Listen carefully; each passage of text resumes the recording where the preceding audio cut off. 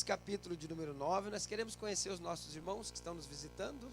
Levante a mão, quem está nos visitando ali, Deus abençoe, são muito bem-vindos, está sempre uma satisfação, uma alegria tê-los conosco aqui nessa noite de ensinamento da palavra. A parábola de Jotão, versículo de número 7 a seguir, nós estaremos lendo. Diz assim: tendo sido avisado disto, Jotão foi, pôs-se no cume do monte Gerizim, levantou a voz e clamou: ouve-me, cidadãos de Siquém, e Deus vos ouvirá a voz. Foram certa vez as árvores a ungir para si um rei, e disseram à oliveira: reina sobre nós. Mas a oliveira lhe respondeu: deixaria eu minha gordura, que Deus e os homens em mim prezam, e iria dominar sobre as árvores? Então disseram as árvores à figueira: vem tu e reina sobre nós. Mas a figueira lhe respondeu: deixaria eu a minha doçura, o meu bom fruto, iria dominar sobre as árvores? Então disseram as árvores à videira: vem tu e reina sobre nós. Mas a videira lhe respondeu: deixaria eu o meu vinho, que alegra a Deus e os homens, e iria dominar sobre as árvores? Então todas as árvores disseram ao espinheiro: vem tu e reina sobre nós. Respondeu o espinheiro às árvores: se na verdade me unges reis sobre vós, vinde e refugiai-vos debaixo da minha sombra. Mas se não, saia fogo do espinheiro e consuma os cedros do Líbano. Amém? Pai, nós te damos graça, te louvamos e te bendizemos pela riquíssima oportunidade. Querido Espírito Santo, nós queremos mais uma vez orar ao Senhor e pedir, meu Pai, que o Senhor atue aqui nesta noite de uma maneira excepcional, repreendendo, aniquilando e tirando do nosso meio tudo que possa causar prejuízo para a tua palavra, seja de âmbito espiritual ou seja de âmbito natural, Pai. Para que a tua palavra, Pai, ela produza o efeito necessário pela qual ela está sendo enviada. E ela venha encontrar guarida, encontrar morada em nossos corações. E assim, meu Pai, o dia que precisarmos dela, ela possa surgir em nós, ela possa florescer em nós. E assim, na prática da sua palavra, nós possamos obter sucesso tanto espiritual como secular. Querido Espírito Santo, continue conosco e realiza aqui nesta noite o teu querer e a tua vontade. É o que todos nós aqui te pedimos e te agradecemos, certos da sua resposta, no nome de Jesus, e todos os que concordam comigo dizem amém. Tome o teu assento, queridos irmãos. Uns louvores muito ungidos, muito abençoados. Muito gostoso de ouvir os louvores hoje. Uma bênção de Deus. Queridos, eu quero falar um pouquinho aí sobre responsabilidades. Quando a gente fala sobre responsabilidades, algumas pessoas, não poucas, elas acreditam que se elas forem muito complexas ou difíceis, algumas pessoas preferem empurrar essas responsabilidades para debaixo do tapete ou jogar para frente para tentar resolver no outro dia, quando a gente estiver um pouco melhor. Responsabilidades, na realidade, elas sempre traz junto com elas muito empenho da pessoa que tem que realizá-las. As responsabilidades, elas são pesadas sobre nós. Não são coisas que são de fácil realização. Toda vez que se entrega uma responsabilidade a um ser humano, a expectativa é que ele cumpra com excelência, Rafael. É que ele faça, é que ele execute aquilo com excelência. Mas nós vemos algumas pessoas que, quando as responsabilidades afloram, surgem, eles tentam fugir delas. Tem pessoas, por exemplo, que acham melhor arrumar uma outra esposa do que tentar assumir uma responsabilidade de fazer aquela feliz. Tem pessoas que acham que é melhor arrumar um outro marido do que tentar assumir a responsabilidade de fazê-lo feliz. Porque a responsabilidade implica em atuações, implica em empenho, implica em esforço. Então, qualquer tipo de responsabilidade que entrega em nossa mão, ela precisa ser cumprida e vai exigir de nós alguma coisa. Ela não vem fácil para nós, ela sempre vem junto com alguma dificuldade para que a gente possa realizá-las. E é por isso que às vezes o pai chega no filho e diz para ele assim, quando ele não executa uma tarefa: você é um irresponsável, meu filho. Porque o filho não conseguiu assumir a responsabilidade de executar aquela tarefa. Então, responsabilidade não é uma coisa muito fácil, não é uma coisa muito comum. Quando elas surgem, elas vão exigir algo de nós. E se nós não temos para poder realizá-la, a gente precisa ou passar para uma outra pessoa ou dizer para quem colocou em nós: eu não tenho condições de realizar tal responsabilidade. Mas o que a gente não pode é ir empurrando, o que a gente não pode é ir deixando ela de lado, o que a gente não pode é fugir das responsabilidades. Porque hoje a gente vê dezenas e centenas de pessoas que, quando o problema surge, quando a dificuldade surge, quando a responsabilidade aparece, eles tentam escapar, eles tentam fugir, eles tentam deixar isso para uma outra hora, para um outro dia, quando eu estiver melhor. E eu sempre digo lá em casa, e digo para os meus amigos, para os obreiros que conversam comigo, que quando as adversidades ou as responsabilidades surgirem, a melhor coisa é encarar elas, ir para cima delas e realizar. Porque quando você realiza uma responsabilidade, é uma menos na tua vida. Se você não realiza, se você coloca para depois, se você coloca para amanhã, você vai ter duas no dia de amanhã. E assim vai acumulando as responsabilidades. E aí vem o estresse, aí vem o desânimo, aí vem as enfermidades, aí vem um monte de coisa na vida da gente, porque a gente vai dizer que nós estamos sobrecarregados. É por isso que todas as vezes que você tem a oportunidade de resolver um problema, não deixe ele para amanhã. Todas as vezes que tem alguma causa que você sabe que você pode resolver ela, vai e resolva hoje.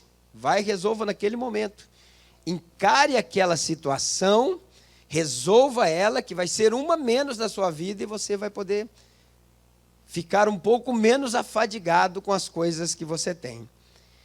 Esse texto, queridos irmãos, que eu acabei de ler de vocês, fala claramente da omissão, de quando a gente não quer assumir responsabilidades. E hoje eu acredito que alguns aí vão ficar até meio chateados, né? Porque alguns foram colocados para realizar determinada função e esqueceram de realizá-las. Deixaram de lado. Deixaram a banda passar, como se diz aí fora, né? E estão vivendo a vida à la vontade, como se não fossem ser cobrados um dia. Omissão, para quem não sabe o que é ser omisso, porque quando essa parábola ela é falada, quando Jotão pronuncia ela, o contexto que nós sabemos aqui da história é que iria reinar sobre Israel um camarada ímpio, despreparado. Por quê? Porque quem deveria reinar sobre Israel não aceitou, não quis, fugiu da responsabilidade. Ele simboliza isso através de 3 árvores. Eles se omitiram porque a situação estava muito boa. Pode ver que as árvores, quando ele usa a parábola aqui, ele chega e pergunta à figueira, não é verdade? Melhor dizendo, ele pergunta à oliveira: reina sobre nós. E a oliveira chega e fala assim: você acha que eu vou deixar minha gordura, que alegra Deus e os homens, para reinar sobre vocês? Às vezes a gente pensa que a gente está agradando a Deus e os homens na vida que a gente está levando. Então nós vamos aprender nessa noite que omissão tem um preço caro para se pagar.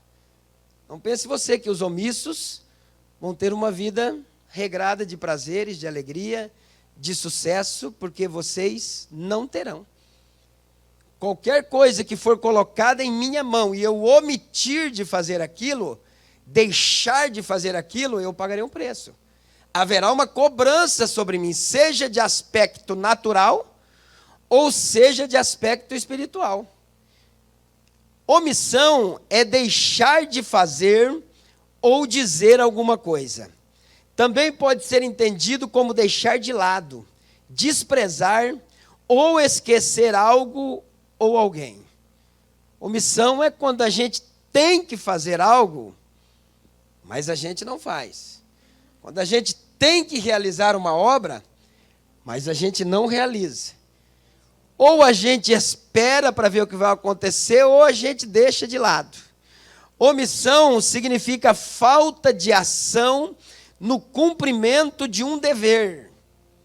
Omissão significa não dizer ou deixar de dizer alguma coisa.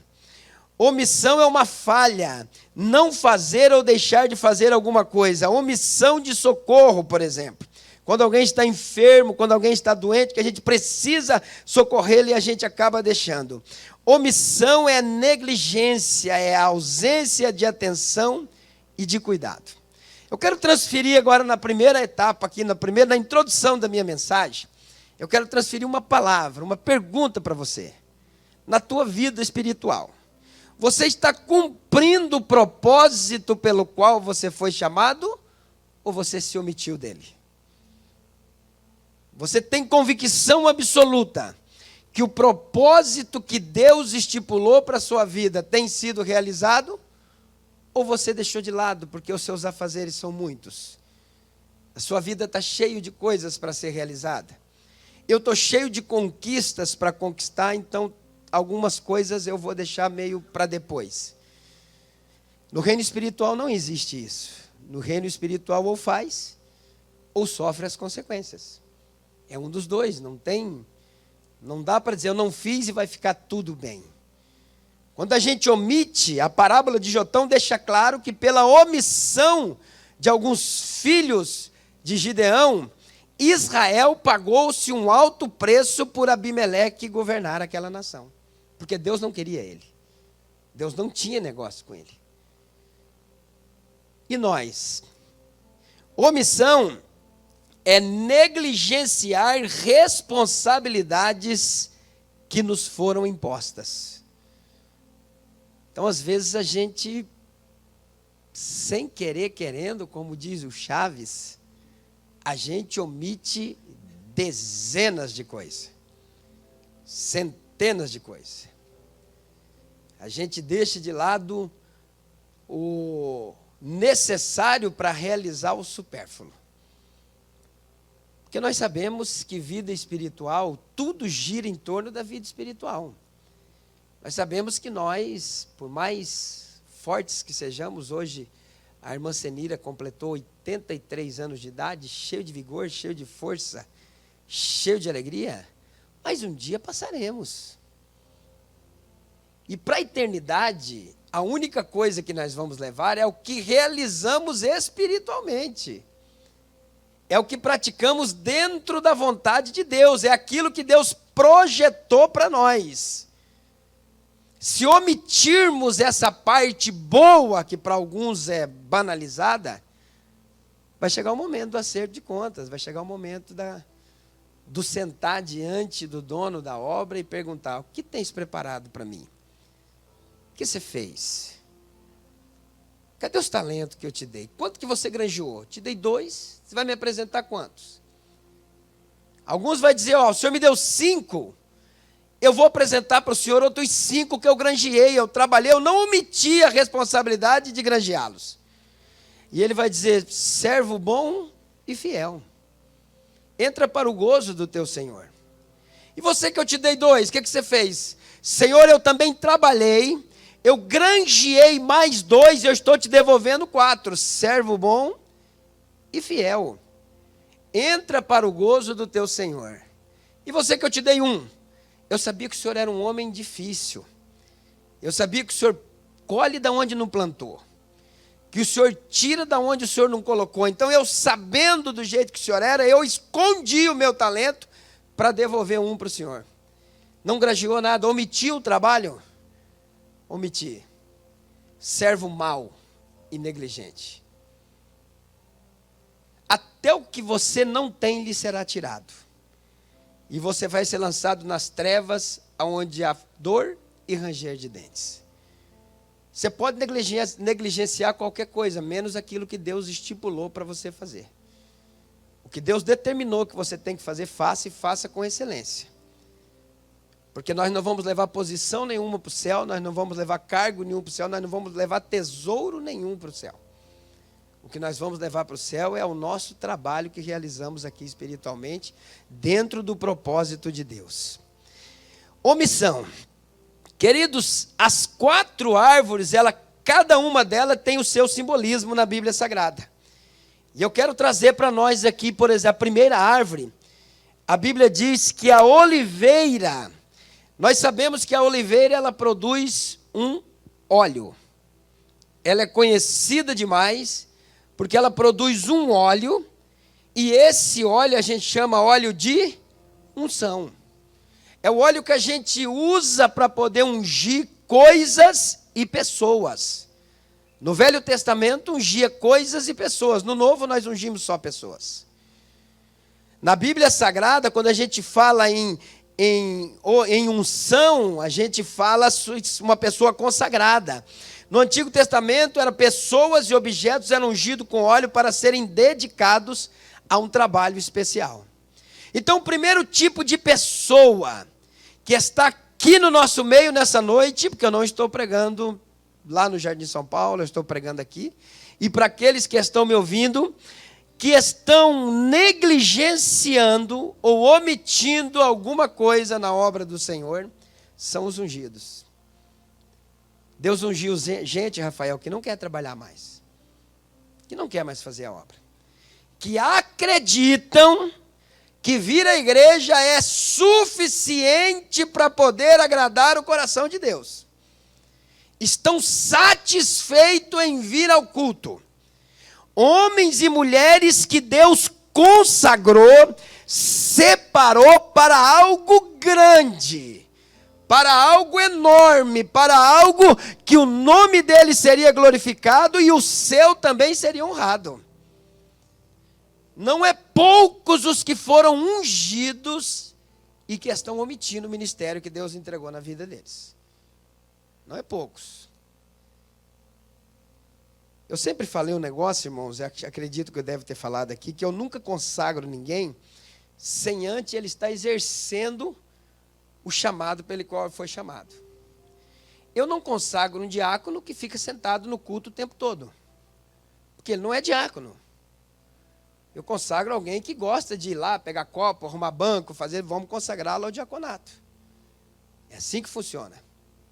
Eu não vou consagrar um presbítero, querido irmão, que não tem motivação espiritual, que não quer se envolver de jeito nenhum com coisas espirituais, que se contenta em vir à igreja, jamais. Eu vou consagrar um presbítero que tem fome de Deus, tem fome de Bíblia, quer pregar, quer visitar, quer fazer cruzada, é assim que funciona. Eu, pelo menos, tenho essa prática. Eu não vou levar nem esse pecado, eu não vou levar nenhum tipo de pecado para o céu, porque eu não consagro pessoas amigas.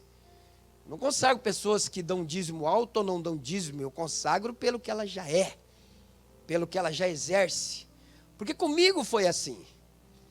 Eu nunca fui presbítero na igreja. Porque quando eu me converti, eu olhei para o púlpito da nossa igreja e tinha 18 cadeiras na igreja do Jardim Curitibano. E aquelas cadeiras, para a glória de Deus, Nilton, estavam todas cheias. Eu falei, ali não tem lugar para mim. Então, o que eu vou fazer? Eu vou trabalhar na rua. E eu montei um grupo chamado Missão Resgate, no ano de 2000. Hoje o Nilton faz parte dele. Na época, éramos 7 pessoas da igreja, 7 irmãos. A igreja era nova, estava começando. Pastor José Renascir, falei, pastor, o senhor autoriza nós fazer um grupo de evangelismo? Ele falou assim, filho, faça. Até hoje ele faz assim, né? Filho, faça, filho. Desses 7 homens, hoje surgiu o grupo Gideões Resgate, que tem mais de 60, mais ou menos isso, né, Nilton? E a gente foi para a rua com uma caixinha de som. A gente chegava em frente do Mercado Souza e 7 homens, para algumas pessoas meio louco, meio bobo, sei lá o que pensava. E a gente começava a pregar. A gente dava glória a Deus no microfone e saía aleluia na caixinha de som, de tão ruinzinho que era a caixinha. Mas tinha um fogo dentro de nós, tinha alguma coisa que era inexplicável. Nos primeiros 30 dias que nós trabalhamos, nós ganhamos 17 almas para o reino de Deus. Daquelas 17, nós batizamos 11. Daqueles 7 homens que começou o grupo Missão Resgate, 6 deles são pastores de igreja como essa que eu estou pastoreando hoje. Abençoadíssimos. Aí o meu pastor viu a minha condição e me levou direto a evangelista. Falou, o cara é pregador de rua, o cara está aí direto pregando em cima de caminhão, fazendo cruzada aí. O irmão João Carlos estava com nós, levou o caminhão dele. Ele não adianta ser presbítero para ficar aqui dentro, eu vou ungir ele diretamente a evangelista. Fui direto para evangelista e depois fui a pastor. Então Deus tem um monte de gente ungida, queridos irmãos, que precisam atuar urgentemente, porque existe uma necessidade dentro da obra de Deus. Qual a necessidade, pastor Amorim? Temos 800 pessoas aqui, 750 a 800, e temos 200 mil pessoas lá fora que ainda não conhecem Jesus. 200 mil. Não dá para dizer amém. Não dá para ficar feliz. 200 mil pessoas lá fora esperando alguém falar de Jesus para elas. E a gente está feliz em vir ao culto, ouvir palavras maravilhosas e louvores, igual foi cantado hoje, que foi especial, e voltar para casa e continuar com a mesma vida. Primeiro tipo de pessoas que negligenciam, queridos irmãos, ou omitem o chamado que foi lhes dado, são os ungidos. 1 João 2,27 diz assim, a unção que vós recebeste dele, fica em vós. E não tendes necessidade de que alguém vos ensine, mas com a sua unção vos ensina mas como a sua unção vos ensina todas as coisas e é verdadeira e não é mentira, com ela vos ensinou, assim nele permanecereis. Essa unção vai produzir em nós alguns fatores. A primeira coisa que nós não podemos omitir, irmãos, o primeiro fator que os ungidos não podem omitir, é deixar de falar a verdade. Tem que ser falada. Tem que ser anunciada. Não interessa qual a posição que você está, se você é juiz, se você é advogado, se você é desembargador, se você é governador, se você for da igreja, a verdade tem que ser falada. Tem que ser pronunciada. Em qualquer lugar. Se você é do bairro mais pobrezinho, eu sou tão miserávelzinho, pastor, que eu tenho vergonha. Não pode. Omitir a verdade vai gerar em nós, queridos irmãos, coisas extremamente ruins. Efésios 4:25 fala assim, por isso deixai a mentira e falai a verdade, cada um com o seu próximo, porque somos membros um dos outros. Precisamos usar de sinceridade para com as pessoas. A gente tem um probleminha que a gente precisa resolver ele o quanto antes. A gente acha que quem vai ganhar alma é aqueles cara megatrônico do conhecimento.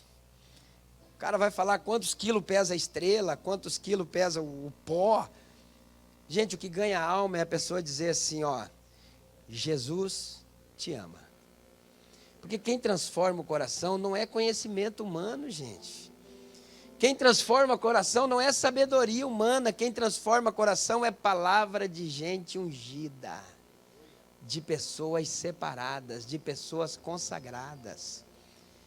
De pessoas que foram tiradas de dentro de um lamaçal de pecado, tomou um banho na graça do Senhor Jesus Cristo e que foi colocada para o trabalho. É uma palavra. Não é a capacitação humana que vai fazer a obra de Deus. O que vai fazer a obra de Deus é o Espírito Santo dentro do homem que deseja fazer. Quantos ungidos que nós estamos vendo que desanimaram? Não, eu estou bem com a minha doçura, com a minha... que eu alegro Deus, alegro os homens, eu não quero saber dessas coisas. E a gente vai falar a verdade, as pessoas ficam bravas, e daí que fica brava. Você não pode deixar Deus ficar bravo com você. A humanidade inteira pode ficar brava, menos Deus. Os ungidos foram colocados para falar a verdade. Eles não podem deixar de falar a verdade, não podem deixar de ser sinceros. Eles não podem deixar de anunciar o evangelho. 1 Coríntios 9,16. Porque se anuncio o evangelho, não tenho de que me gloriar, pois me é imposta essa obrigação. E ai de mim se não anunciar o evangelho. A gente tem um programa aqui, um projeto para esse ano de batizar 100 pessoas aqui. E agora eu vou falar um negócio aqui que vai ficar estranho. Não é pastor que ganha a ovelha. Pastor discipula. Pastor cuida. Mas quem gera ovelha é a própria ovelha. São os ungidos que Deus separou. A gente precisa entender que quando Deus nos consagrou, quando Deus nos ungiu, Ele nos ungiu para algo excelente. A gente fala um negócio, parece que fica meio no ar, mas você já pensou se hoje, a partir de hoje, dia 16 de abril, né? Vamos colocar amanhã, dia 17, cada um de nós fizesse um propósito. Eu tenho uma obrigação de ganhar uma alma esse ano para o Senhor Jesus. Eu estou obrigado, porque eu fui ungido para isso. A primeira coisa que você precisaria fazer era orar a Deus, porque só Ele pode dar as almas. E a segunda coisa é anunciar o evangelho. Você chegaria no mês de dezembro, talvez com 2, com 3, com 4, chegaria feliz da vida. E nós teríamos um problemão aqui para resolver. Colocar esse povo, irmã Célia, porque a nossa igreja é lotada. Mas eu quero ter esse problema, quero muito ter esse problema, almejo ter esse problema. Quero ir para casa um dia com dor de cabeça, de ver gente em pé nos corredores, assim, não tendo lugar para poder sentar.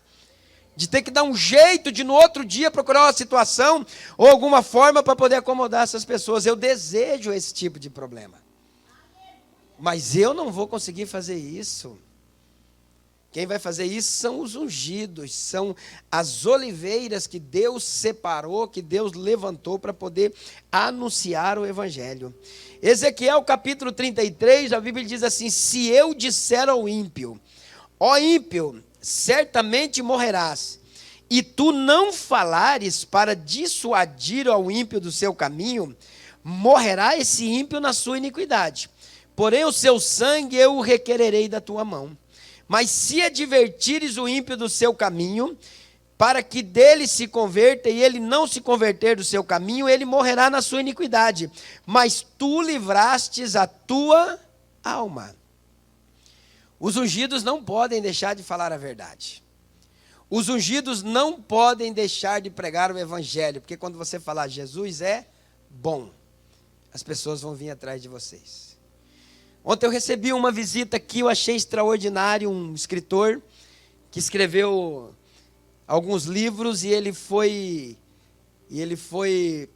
convidado para fazer parte de um prêmio muito especial chamado Templeton.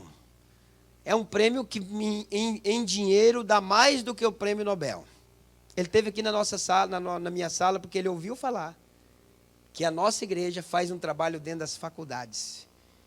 E ele foi escolhido com mais algumas pessoas para esse prêmio, porque ele foi um dos escritores que conseguiu, através da ciência bíblia, combater de uma forma extraordinária o ateísmo do lado de fora. Sentou na minha sala ontem, eu não sabia o que falar. Vê o que Deus está fazendo. Então, se nós não dissermos ao ímpio, ó, você precisa mudar os teus caminhos, não se preocupe, você não precisa forçar uma situação se tornar indesejável. Mas nas oportunidades dizer assim, tem um caminho mais excelente para a tua vida, porque quando você morrer, é céu ou inferno, não tem outra coisa. Se a gente não dizer e ele morrer, a gente vai ser culpado. Porque alguns de nós entram nas festas, entram no meio da sociedade, como a sociedade que nós se relacionamos é alguém um pouco da elite, é mais elitizado, e a gente dá uma amarelada no cerca do evangelho. Tem uns que, dependendo da situação, até bebem uma cajibrininha, irmã Sueli. Aproveita a posição, não tem ninguém vendo, eita. Vou fazer feio, né? Estou no meio só de gente grande, aí, pá. a maior oportunidade da vida dele de revelar o Cristo na vida dele. De dizer, não, meu amigo, todo mundo bebe aí, menos eu. Por quê? Porque eu sirvo um Deus que não se agrada desse tipo de coisa, ele não gosta. Você está brincando que você é desse jeito? Eu sou desse jeito. Então o evangelho precisa ser anunciado, a tempo e a fora de tempo, não interessa quem está diante de nós, não interessa quem está ouvindo nós.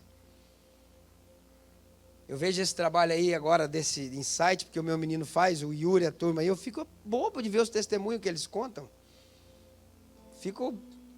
Quando termina 10 minutos de palavra que eles falam, 5 minutos, um chega, o outro chega, e aí, como é que é isso? Como é que você consegue? Cara, que coisa linda, como é que é diferente?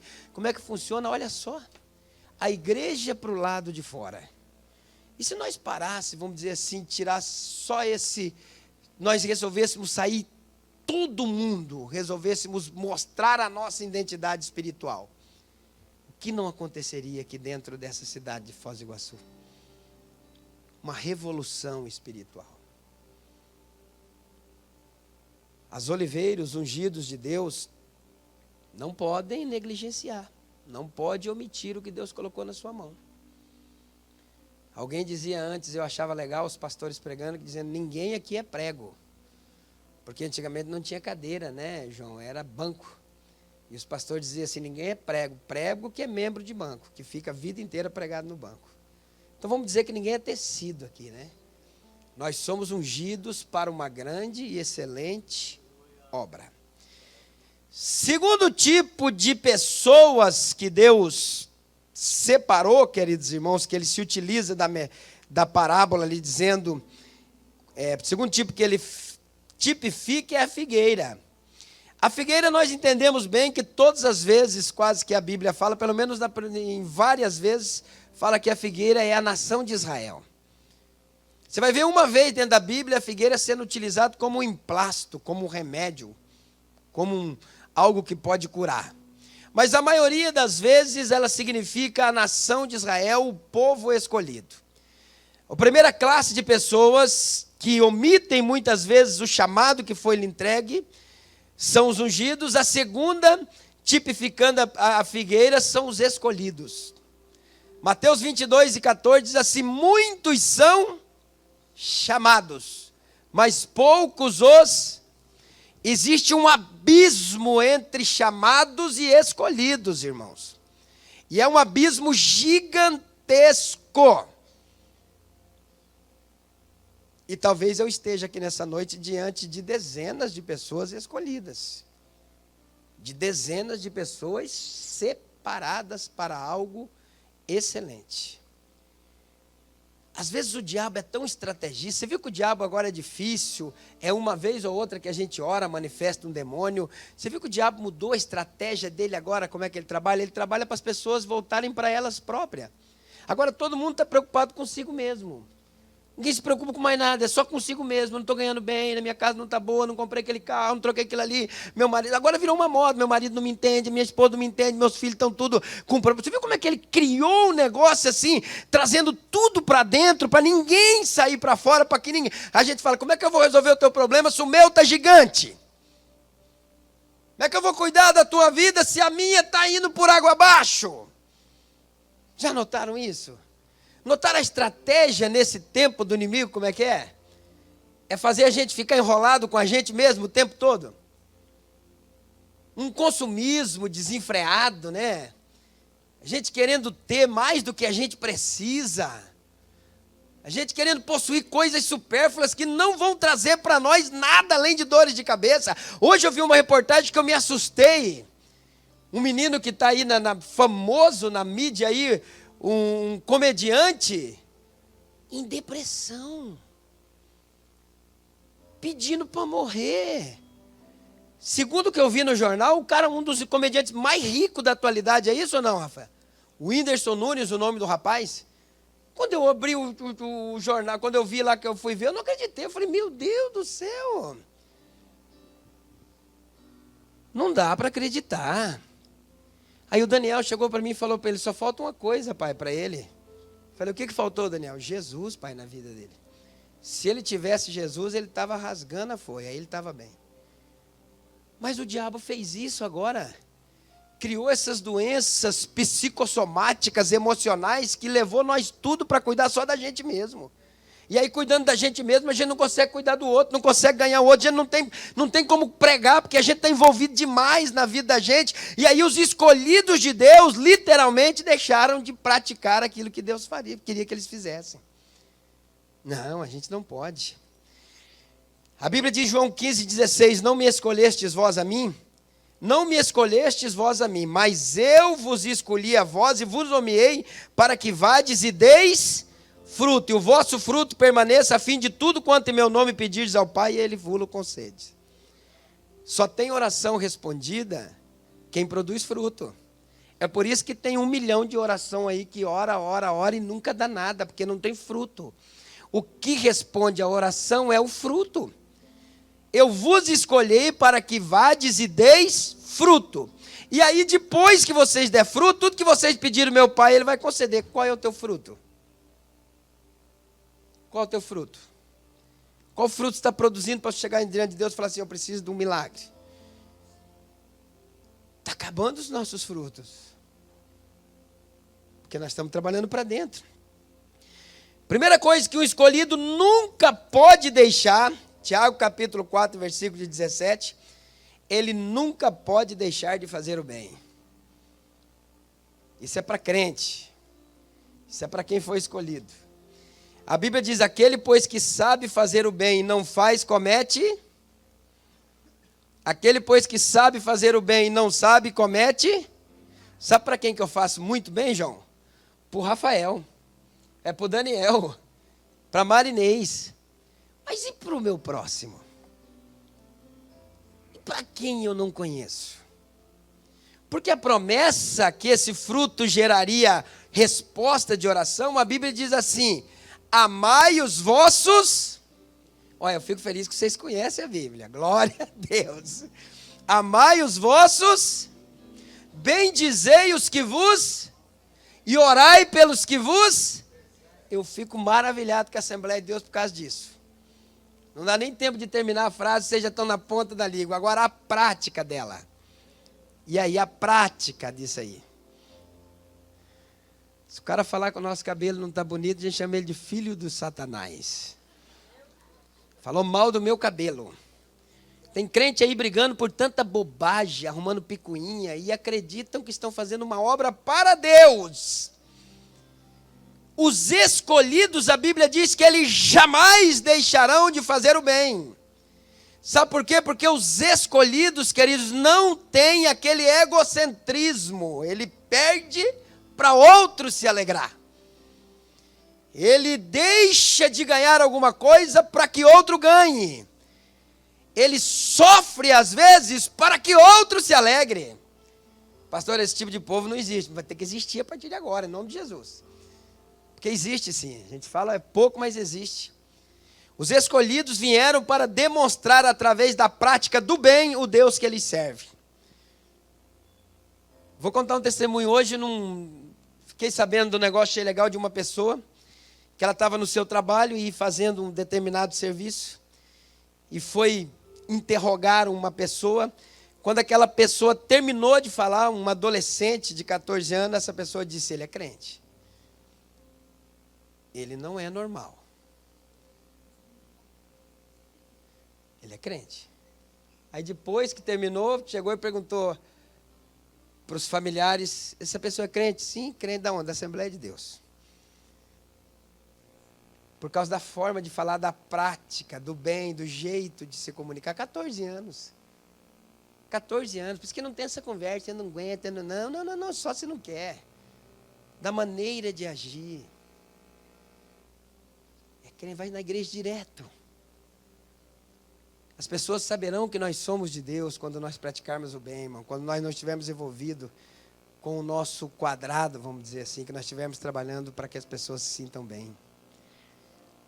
A segunda prática que os escolhidos não podem deixar de fazer. Eu coloquei aqui também, além de deixar de fazer o bem, eu coloquei aqui 1 João 3,17. Quem, pois, tiver bens deste mundo e vendo seu irmão necessitado, lhe cerrar as suas entranhas, como estará nele o amor de Deus?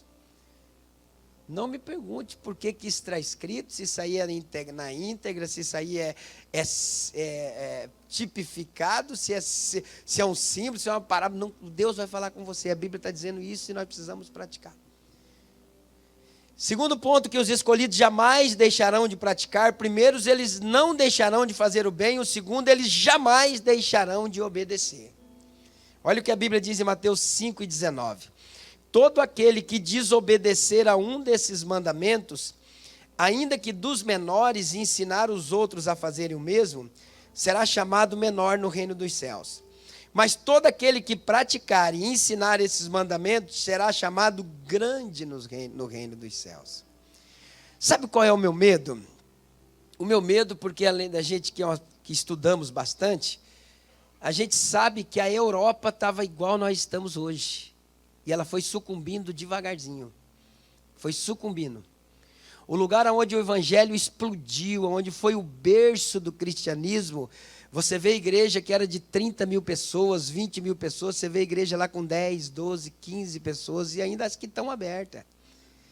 No lugar onde os maiores escritores, os homens mais usados, que a gente usa livro deles até hoje para pregar, hoje você vai lá ver a igreja com 8 pessoas, 7 pessoas. Por quê, irmãos? Porque deixaram de obedecer a palavra de Deus. Eles eram escolhidos ou não eram? Claro que eram. Todos nós sabemos a história dos Estados Unidos. Quando os Estados Unidos foi descoberto, quando fundou os Quakers, 100 cristãos, 100 pessoas cristãs evangélicas, fundaram aquela nação. Hoje tem tantos lugares ali dentro da América que nem se prega mais o evangelho, banaliza. Por quê? Porque o consumismo, o materialismo se apoderou. Pastores, nós tratando de um assunto hoje de pastores que saem daqui com o propósito de evangelizar e não suportam o peso do materialismo, porque ganham muito dinheiro e se desvirtuam do propósito pelo qual foi chamado. E aí isso vai ficar só esclarecido no dia que deitar a sepultura, 1 minuto pós a morte. Um segundo após a morte. Aí isso vai vir à tona. Os escolhidos, queridos irmãos, eles foram chamados para obedecer a palavra de Deus e através da obediência gerar frutos. Gerar coisas extraordinárias. Não basta ter uma igreja abençoada, ter um pastor bom, ter um grupo de louvor bom. Não, nós precisamos muito mais, já que tem que haver uma fome dentro de nós, tem que haver uma sede dentro de nós, tem que haver um desejo dentro de nós, queridos, de ver toda essa humanidade salva, de ver todo mundo dentro da igreja, de ver todo mundo aos pés da cruz. Os escolhidos foram chamados para algo excelente. E é por isso que eles não deixam de fazer o bem e eles jamais deixarão de obedecer. Hoje tem pessoas que pregam o evangelho, é banalizada, é ridicularizada pelos crentes. Não pelos pessoal do mundo, pelos crentes. Eu não consigo entender. O cara coloca uma caixinha de som lá na rua, alguém fala, isso aí é coisa do passado. Aí você fala, então vai e faz você. Faz a tua modernidade, vai lá. Pega aí o projetão que agora está funcionando, agora é época disso, vai, dá uma igreja na mão dele. Não sai de 10 pessoas, mano, porque não entende que não é aquela caixinha de som, não é aquela pessoa que talvez não tem nem cultura, mas é o Espírito Santo que age através das coisas simples, através das pequenas coisas. Não, eu não vou não, porque isso aí não adianta. Nós saímos fazer um evangelismo na Avenida Brasil um dia, não foi? Saímos ali, pegamos uns papel assim, erguemos para frente uns cartazes, dizendo quem quer um abraço. Erguemos aquele papel, o povo vinha abraçar, o pai dele prega de noite aqui, 11 almas aceitou Jesus, da onde que veio? Da onde que apareceu? Quem que deseja um abraço? A gente colocou lá umas frases de Jesus e lá e fomos lá, uma noite, 11 almas aqui aceitou. Uma ida na Avenida Brasil. Os escolhidos de Deus, eles fazem a diferença. Porque eles fazem o bem e eles nunca deixam de obedecer, eles não omitem a obediência.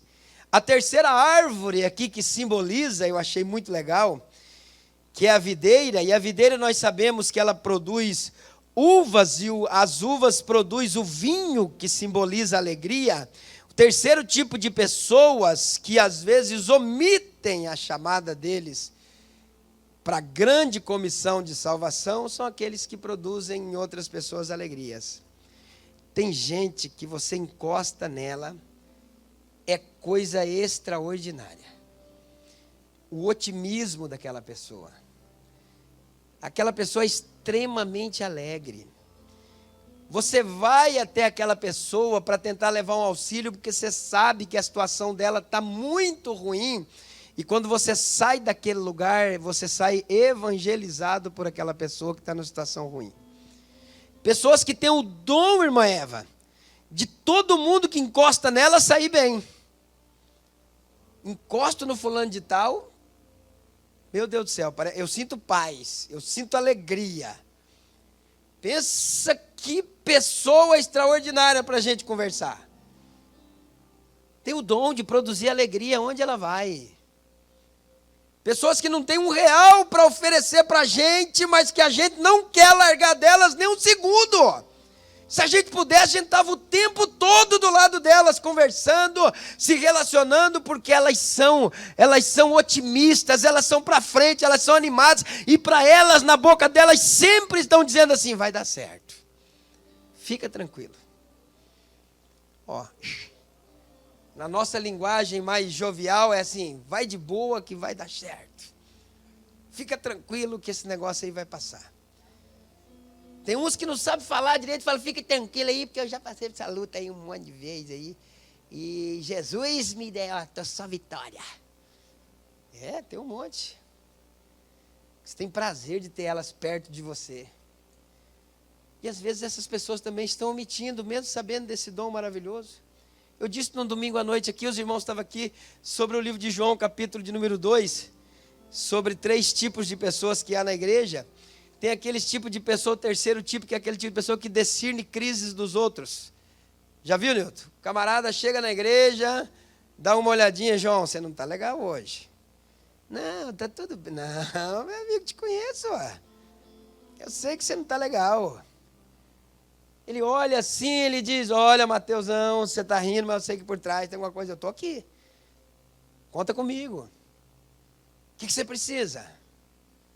Abre o teu coração, rapaz. Estou aqui para te... Você já pensou uma igreja desse jeito? Não, fala para mim. Você já pensou uma igreja desse jeito? Que as pessoas têm o dom de discernir as crises dos outros? Bom, Eliseu, nós já tínhamos comprado toda essa quadra para baixo. E também essas outras quadras para cima. Nós já estava com 50 mil pessoas aqui dentro. Porque o que todo ser humano quer é atenção. O que todo ser humano quer é saber que alguém reconhece que ele existe. Já pensou num dia lá, o cara vem na igreja e todo mundo que da igreja chega o primeiro e diz, João, hoje você não está legal. Abre o coração, vamos orar juntos. Quando está saindo, o outro chega, rapaz, eu vi que você estava meio triste. Então, pensou uma igreja que produz na vida dos outros esperança, alegria. O pessoal ia falar assim, pastor, não tem como ter culto nessa igreja de segunda a sexta, igual tem na Universal, 8, 10, 12, 14, 16, 18 e 20 horas. Lá tem culto desse jeito aqui quase todo dia, né? Esse tipo de pessoas, o tipo simbolizado pela videira, são pessoas que produzem alegria na vida das outras pessoas, produzem esperança. As pessoas se levantam através de pessoas. É muito raro Deus mandar um anjo para levantar alguma pessoa. Ele vai mandar pessoas. Ele vai usar pessoas como instrumento para poder trazer alegria para outras pessoas. Nós nos reunimos aqui a semana passada e falamos, irmãos, vamos orar. O laudo aí do Hospital Costa Cavalcante, que é um mega hospital bom, deu que o pastor Johnny vai ter que fazer uma cirurgia, vai ter que fazer um transplante de coração, um homem de 48 anos, um homem novo, vamos se reunir, vamos colocar o nome dele na oração. Quando foi sábado, a gente tem a notícia lá em Curitiba que ele não tem aquela enfermidade, que vai fazer um tratamento, que não vai precisar fazer o transplante. Eu fui 6 horas da manhã no hospital, eu e a Marinês, no dia que ele foi para Curitiba, 6 horas da manhã. E nós falamos para ele assim, vai tranquilo, pastor. fique em paz. Não deixa criar um fio de cabelo branco. O Deus que você serve é o Deus que sabe quem é você e sabe da necessidade que você tem para a obra de Deus. Fizemos uma oração e tivemos esse resultado maravilhoso. Lembra que eu disse uma vez para vocês assim, que por que vocês sentam no mesmo lugar sempre? Hã? Por que nós temos o costume de sentar no mesmo lugar sempre? Ah, pastor, é um hábito que eu tenho. Não é um hábito, é o Espírito Santo. Ah, o senhor está exagerando. Não é um hábito, é o Espírito Santo. Sabe para quê? Para no dia que aquela pessoa que senta todo dia do seu lado não estiver, você sentir falta dela. Só que o problema é que você senta do lado dela todo domingo, toda terça, já faz 10 anos e você não sabe nem o nome dela. Esse é que é o problema. Nem o telefone dela você não sabe. Esse é que é o difícil. Aí, sabe o que a maioria de vocês fazem? Ligam para mim e dizem, pastor, aquele irmão sumiu da igreja. E aí nós temos que se virar, irmão. De um jeito ou de outro, a gente tem que se virar e ir atrás do irmão. Não que seja errado, mas não seria legal você pegar uma hora e falar, irmão, senti tua falta, meu amado. Rapaz, você está todo dia sentado do meu lado, tem 3 domingos que eu não vejo mais você. Você já pensou um telefonema desse, você recebendo um telefonema desse? Não seria algo extraordinário para a sua vida? Aqueles que produzem alegria, a Bíblia diz assim, Romanos 14, 17, 18, porque o reino de Deus não é comida e nem bebida, mas justiça, paz e alegria no Espírito Santo. Porque quem nisto serve a Cristo, agradável é a Deus e aceita aos homens. Vamos esquecer um pouquinho as coisas naturais, vamos se apegar um pouquinho mais nas espirituais. Os que produzem alegria, eles jamais deixarão de cuidar dos seus familiares. 1 Timóteo 5 e 8 diz assim, mas se alguém não tem cuidado dos seus, e principalmente dos da sua família, negou a fé e é pior do que o infiel.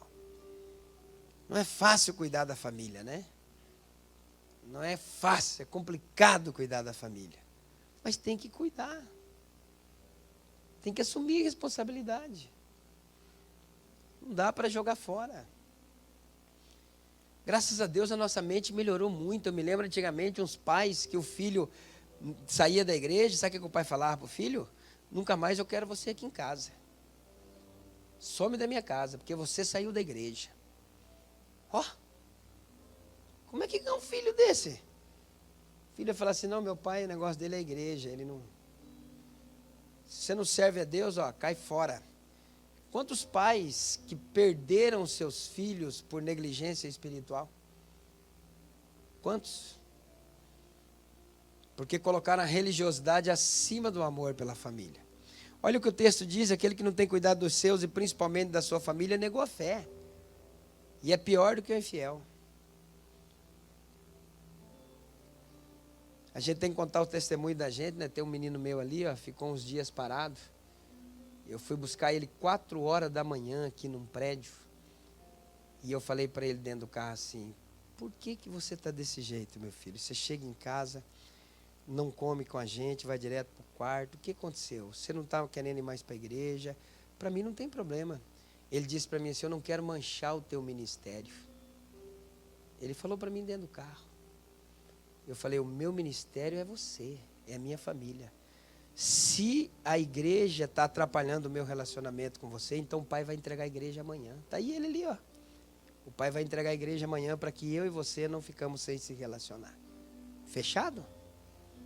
Você está achando que a igreja é maior do que você, meu filho? Você está achando que você pode manchar o meu ministério? Só eu consigo manchar o meu ministério, irmão. Só eu. Quando eu terminei de falar isso, ele chegou em casa, procurou a mãe dele, abraçou ela, chorou, se ajoelhou, se arrependeu e está aí dando glória a Deus e aleluia. Até o dia de hoje. 4 horas da manhã eu fui buscar ele e falei, se o problema do nosso relacionamento está na igreja, o pai deixa a igreja hoje. Amanhã eu procuro o pastor Isaías e entrego a igreja. Mas eu quero que você seja meu filho, eu quero que você seja meu amigo, como você sempre foi. Está aí para a glória de Deus. Os que produzem alegria nas pessoas, eles cuidam daquilo que é seu. Segunda coisa que eles fazem, que eu acho interessante, é que eles jamais deixarão de cuidar de si mesmo. Os que produzem alegria, queridos irmãos, eles se preocupam com o bem-estar deles também. Eles se preocupam em se manterem saudáveis para que outras pessoas também, através deles, possam ser abençoadas. A Bíblia diz em 1 Timóteo 4,16, tem cuidado de ti mesmo e da doutrina. Persevera nessas coisas, porque fazendo isso te salvará tanto a ti mesmo como aqueles que te ouvem.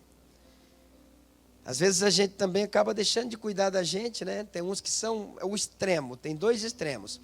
Tem um extremo que não cuida de ninguém, cuida só dele. Tem outro extremo que ele cuida só dele e não cuida de ninguém. A gente tem que ser equilibrado. A gente precisa também cuidar da gente. A gente precisa também saber até onde a gente pode ir. A gente precisa saber que a gente não é super-homem. Eu me lembro que todo pastor que ele é novo, irmão, no ministério, não novo de idade, mas no ministério, ele quer fazer o mundo virar de cabeça para baixo. E pá, e vai. E um dia eu achei um pastor com muita sabedoria. Quebrou minhas duas pernas. Ele falou assim, você vai morrer desse jeito, pastor. O marido da irmã Zefinha, como é que é o nome dele? Pastor Justo. Era minha ovelha. Abriu umas 10 igrejas aqui em Foz do Iguaçu, mais ou menos isso, né? Pastor Justo. Abriu umas 10 igrejas. Experiência ao extremo. Faleceu comigo lá quando ele, quase 80 anos, faleceu, era pastor dele. Ele falou, você vai morrer, filho. Uma semana antes dele entrar em óbito. Você vai morrer.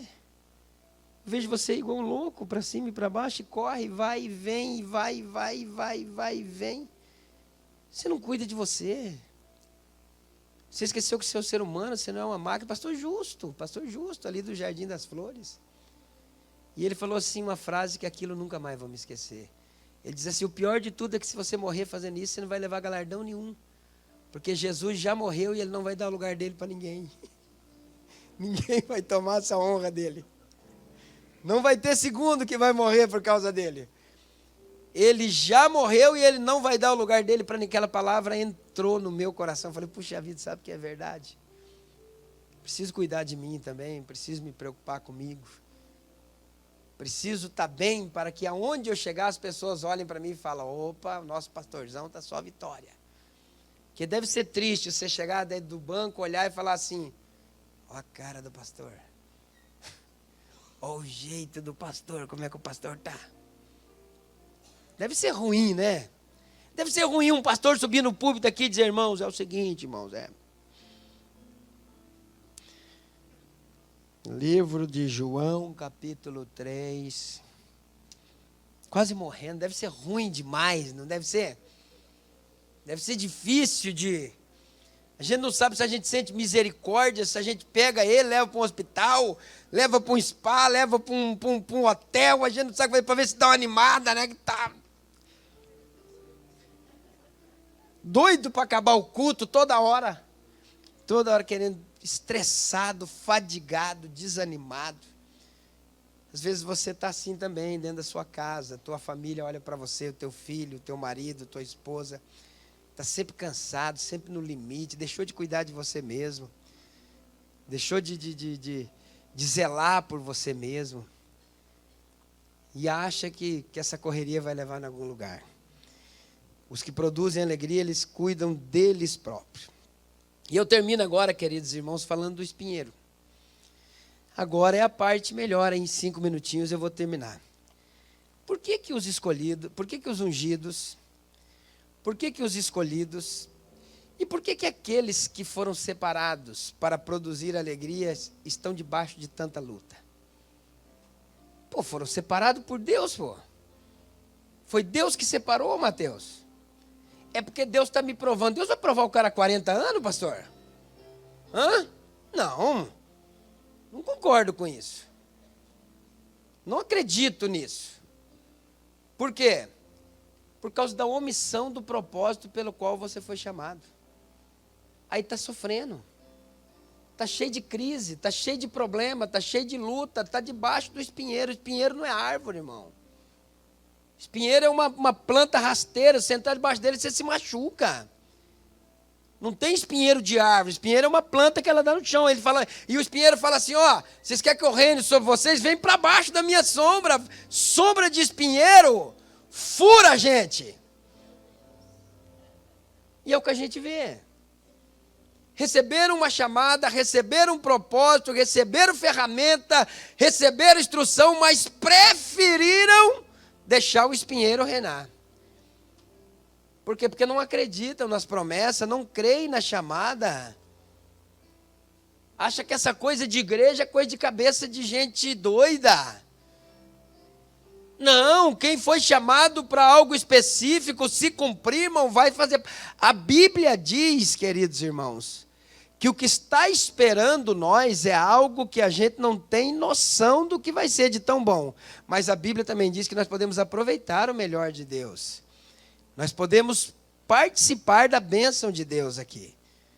E aí quando nós entramos debaixo do espinheiro, queridos irmãos, olha o que a Bíblia diz em Juízes 8 deles. A Bíblia diz, e faleceu Gideão, e os filhos de Israel tornaram a se prostituir após os balins, e puseram a Baal-berite por Deus. Primeira coisa, quando a gente vai debaixo de espinheiro, a gente se torna idólatra. Agora fala para mim, pastor, a igreja é idólatra? Nós não adoramos Deus nenhum de ferro, de barro, não. Nós não adoramos Deus de ferro, de barro, nós não adoramos imagem de escultura, mas a gente adora marido, a gente adora esposa, a gente adora filho, a gente adora o din-din. Esse é campeão. Fala em dinheiro, tem gente que quer matar o pastor. Deus. Existe uma montoeira de Deus que a gente acaba adorando porque resolvemos andar debaixo do espinheiro. Sair do propósito de Deus. E aí os deuses, eles se dividem num monte de coisas que a gente não sabe quais são. Eu já disse aqui uma vez, tem gente que o Deus dele é a casa. Se você entrar na casa dele, ele chega, fica em pé, Matheus, fica em pé. Quero te usar aqui, desculpa, tá? O cara dá uma olhadinha, quando você vai entrar assim, entra, vem vindo. O cara dá uma, tira um tapetinho, um pezinho aí, tira. Tem gente que o Deus dele é o carro. Aonde que a irmã mora? Mora ali na Vila Braz, ali não sei onde, Barrão. Eu não levo. Só anda 4 no meu carro. Mas o carro não é para 5, amigo. Não está no documento que o carro é para 5? Então por que só pode andar 4? Porque eu não quero levar, vai estragar a minha máquina. Deus. É ruim falar isso aí, mas é o quê? Idolatria. E assim vai fazendo um monte de coisa. Chama a atenção do filhinho de alguns aí para você ver. Se o cara não vem da voadora, né? Eita! Não mexe não, pastor, que aqui o senhor não tem autoridade. Então vamos deixar do jeito que está, que a polícia lá na frente vai mexer. Vamos deixar. Então a gente não é idólatra por imagem de escultura, mas a gente idolatra um monte de outras coisas que se tornam deuses na nossa vida. Não mexe naquela caixinha que eu ganhei do meu marido 340 anos atrás, e um menino quebrou, que chegou lá, aquele menino é do capeta.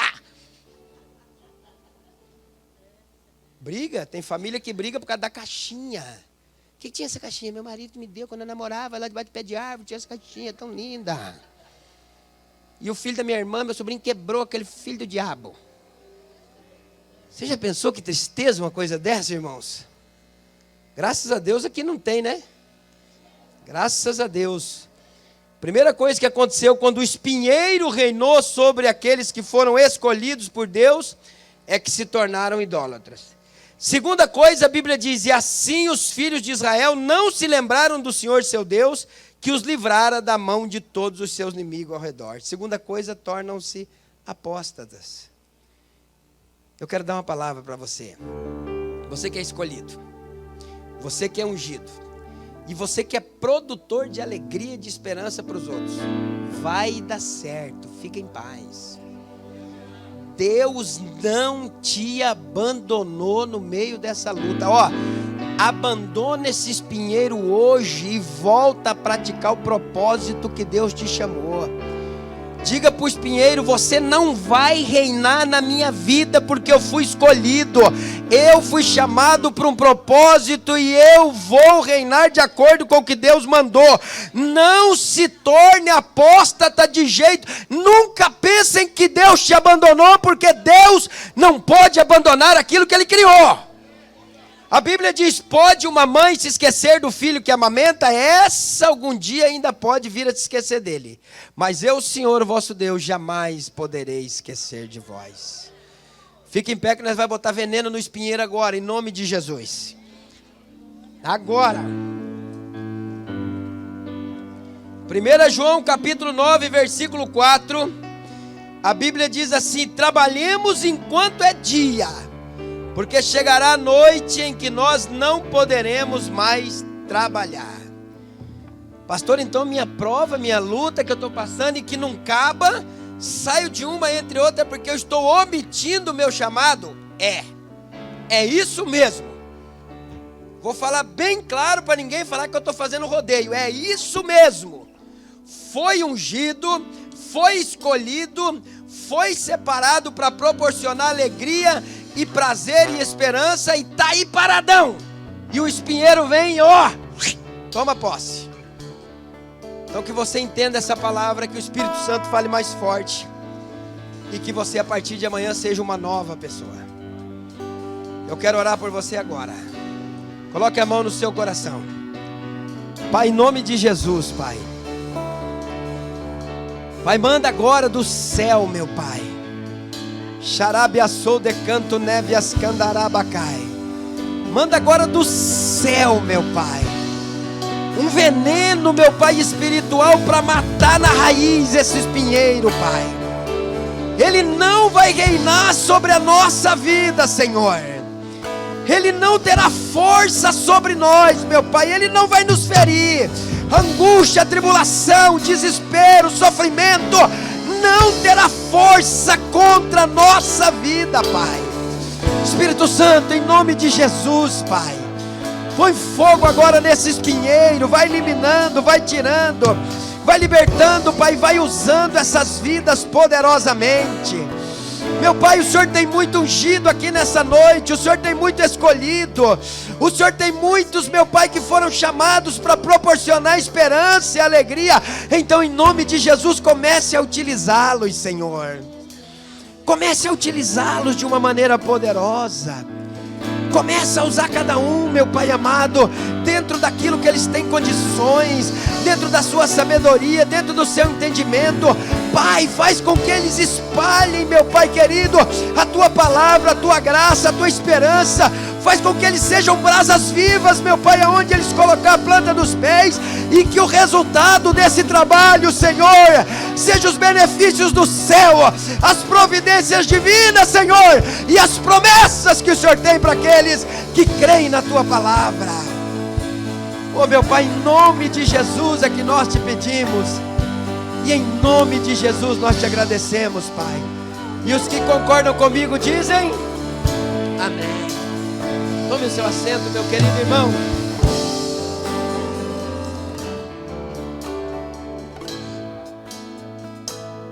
Podem vir.